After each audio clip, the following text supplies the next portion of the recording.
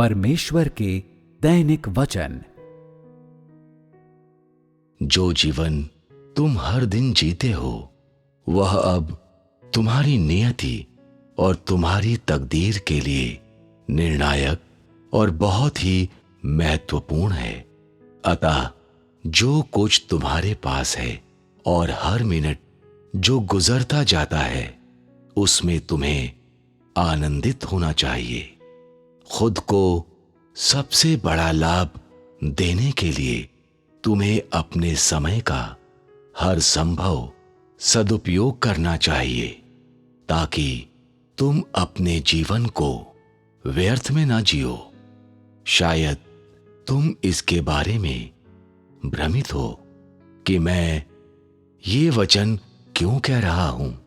खोलकर कहूं तो मैं तुम में से किसी के भी कार्यों से प्रसन्न नहीं हूं, क्योंकि तुम्हारे लिए मुझ में जो आशाएं हैं वे वैसी नहीं हैं जैसे तुम अब हो। इस प्रकार मैं इसे इस तरह से प्रकट कर सकता हूं। तुम सभी खतरे के मुहाने पर हो। उद्धार के लिए तुम्हारा पहले का रोना और सत्य का अनुसरण करने और ज्योति की खोज करने के लिए तुम्हारी पूर्व आकांक्षाएं खत्म होने वाली हैं। अंत में क्या तुम मुझे इस तरह का प्रतिफल दोगे? ये कुछ ऐसा है जिसकी इच्छा मैंने कभी नहीं की थी। मैं प्रमाणित सत्य के विपरीत कुछ भी नहीं कहना चाहता हूं, क्योंकि तुमने मुझे बहुत निराश किया है। शायद तुम उस मामले को वहां तक ऐसे ही नहीं छोड़ना चाहते और वास्तविकता का सामना नहीं करना चाहते। फिर भी मैं गंभीरतापूर्वक तुमसे यह प्रश्न पूछना चाहता हूं। इन सभी वर्षों में तुम्हारा हृदय किन चीजों से भरा हुआ था? तुम्हारा हृदय किसके प्रति वफादार है? यह मत कहो कि मेरा प्रश्न अचानक आ गया है, और मुझसे यह मत पूछो कि मैंने यह प्रश्न क्यों सामने रखा है। तुम्हें इसे जानना ही होगा। यह इसलिए है क्योंकि मैं तुम्हें बहुत अच्छी तरह से जानता हूं, तुम्हारी बहुत परवाह करता हूं और जो कुछ तुम करते हो उस पर बहुत ज्यादा ध्यान लगाता हूं, क्योंकि मैं लगातार तुमसे प्रश्न करता हूं और अकथनीय तकलीफ सहता हूं, तो भी मुझे बदले में अनादर और असहनीय परित्याग दिया जाता है। इस प्रकार तुम मेरे प्रति कर्तव्य में ढीले हो। मैं कैसे इसके बारे में कुछ नहीं जानूंगा। यदि तुम विश्वास करते हो कि यह संभव हो सकता है तो इससे यह सत्य और भी अधिक प्रमाणित होता है कि तुम मेरे साथ कोमलता के साथ बर्ताव नहीं कर रहे हो। तब मैं तुम्हें बताऊंगा कि तुम अपने आप को धोखा दे रहे हो। तुम इतने चतुर हो कि तुम नहीं जानते कि तुम क्या कर रहे हो। मुझे लेखा देते समय तुम किस चीज का प्रयोग करोगे? वह प्रश्न जो मुझे सबसे अधिक चिंतित करता है वो यह है कि तुम्हारा हृदय किसके प्रति वफादार है। मैं तुम में से हर एक से चाहता हूं कि तुम अपने विचारों को व्यवस्थित करो और तुम खुद से पूछो कि तुम किसके प्रति वफादार हो और तुम किसके लिए जीते हो। कदाचित तुमने इस प्रश्न पर कभी सावधानी पूर्वक विचार नहीं किया है, अतः मुझे तुम्हारे लिए उत्तर को प्रकट करने दो। वे सभी जिनके पास स्मरण शक्ति है, वे इस सत्य को स्वीकार करेंगे। मनुष्य अपने आप के लिए जीता है और अपने आप के प्रति वफादार होता है। मैं यह विश्वास नहीं करता हूं कि तुम्हारा उत्तर पूरी तरह सही है, क्योंकि तुम में से प्रत्येक अपने अपने जीवन में बना हुआ है और प्रत्येक अपने तनावों से संघर्ष कर रहा है। इसलिए तुम जिन लोगों के प्रति वफादार हो, वे ऐसे लोग हैं जिनसे तुम प्रेम करते हो, और वे ऐसी चीजें हैं जिनसे तुम प्रसन्न होते हो, और तुम स्वयं अपने प्रति वफादार नहीं हो, क्योंकि तुम में से हर एक अपने आसपास के लोगों, घटनाओं और चीजों से प्रभावित हैं। इसलिए तुम सचमुच में अपने आप के प्रति वफादार नहीं हो। मैं इन बातों को इसलिए नहीं कहता हूं कि मैं इस बात की तारीफ करूं कि तुम स्वयं के प्रति वफादार हो, बल्कि इसलिए कि किसी एक चीज के प्रति तुम्हारी वफादारी का खुलासा करूं, क्योंकि इन वर्षों में मैंने तुम में से किसी से कभी भी कोई वफादारी प्राप्त नहीं की है। इन वर्षों में तुमने मेरा अनुसरण किया है, फिर भी तुमने मेरे प्रति वफादारी नहीं दिखाई है।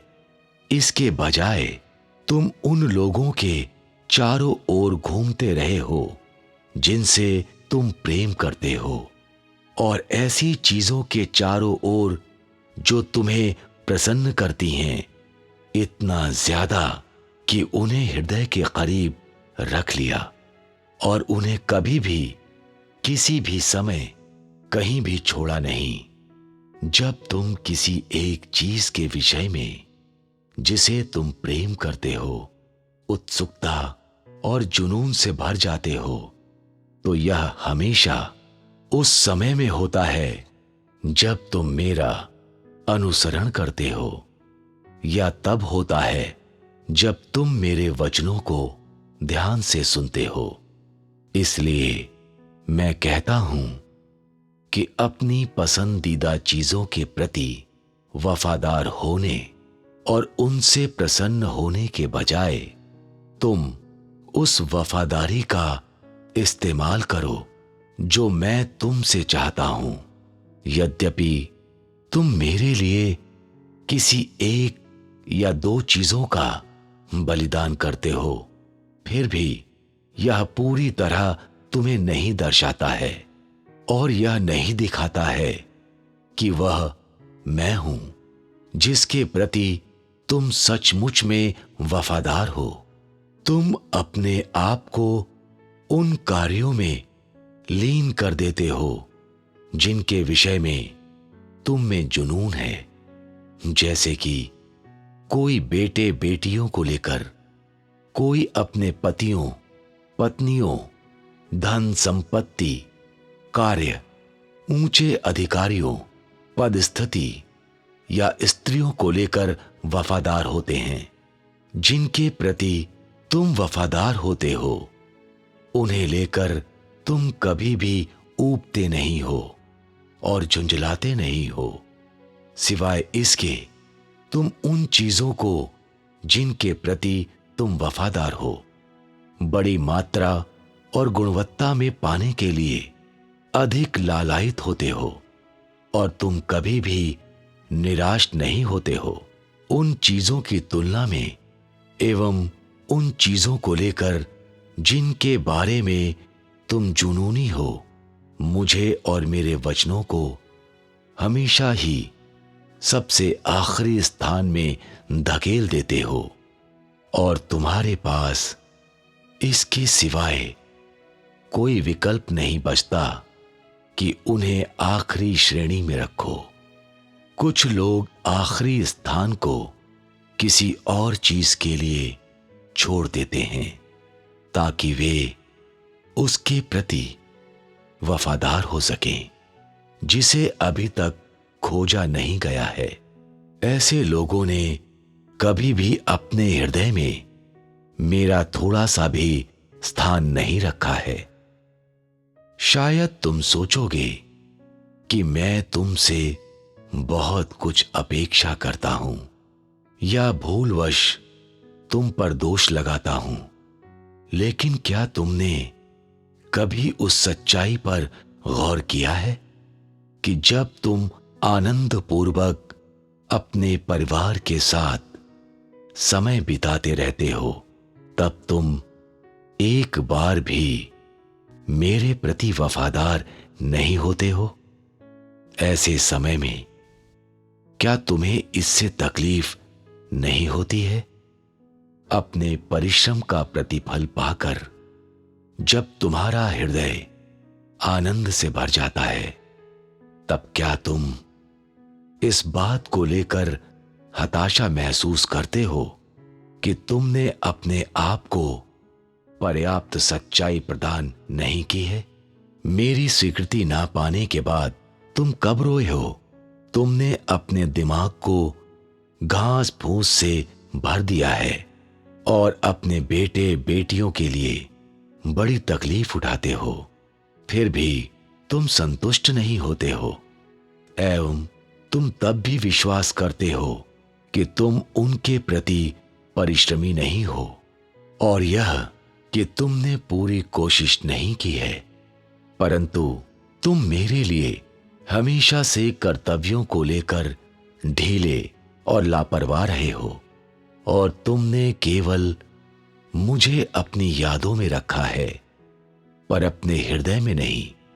मेरा प्रेम और कोशिश हमेशा तुम्हारे द्वारा महसूस किए बगैर ही चला जाता है और तुमने कभी इसे समझने की कोशिश नहीं की है।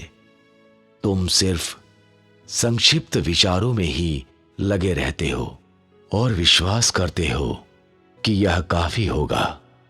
इस तरह की वफादारी वह नहीं है जिसके लिए मैंने लंबे समय से लालसा की है, परंतु यह लंबे समय से मेरे लिए घृणास्पद है।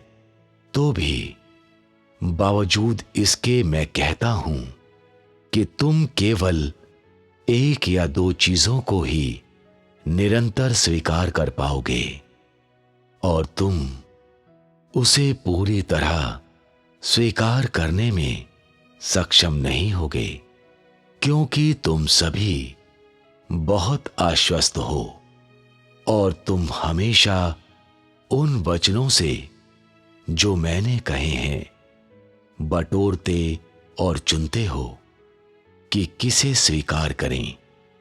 यदि तुम अभी इस मार्ग में हो तो तुम्हारे आत्मविश्वास का सामना करने के लिए मेरे पास तरीके बचे हुए हैं और मैं उन्हें इस्तेमाल करूंगा ताकि तुम स्वीकार कर सको कि मेरे वचन सत्य हैं और प्रमाणित सत्य का तोड़ा मरोड़ा रूप नहीं है।